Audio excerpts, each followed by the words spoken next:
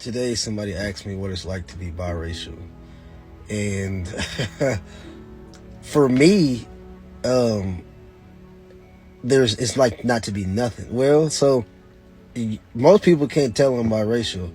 I'm mixed. My dad from Pakistan, my mom is black, but most people, black people, think that I'm something. They just don't know what.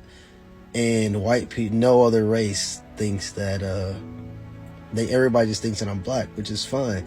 So to be asked that is actually, I never thought about it before.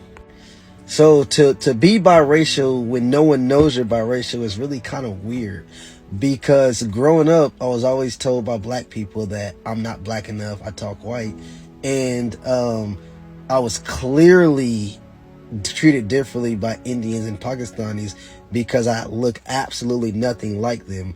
Now, if I shave my beard, yes, it's really obvious, but I keep a beard for the most part. But back to what I was saying. It's just you don't fit in.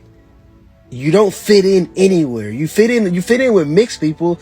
It's really easy to fit in with biracial people because I think I can speak for a lot of biracial people when I say this, but you experience racism from both sides. You experience like stupid judgments and stupid stereotypes from both sides. So you just literally don't fit in because no matter your race, or your background, you're not enough of one of them, and people always spot your differences. But it was crazy that they asked me because I've never thought about this, and it's weird.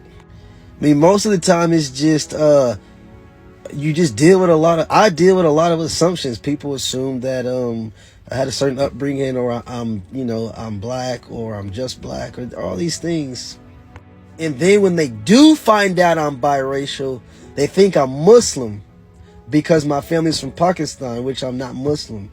And so it's really more of an interesting topic to discuss. But to feeling biracial, I don't feel biracial. I feel black, and I have access to a different culture and grew up around a different culture.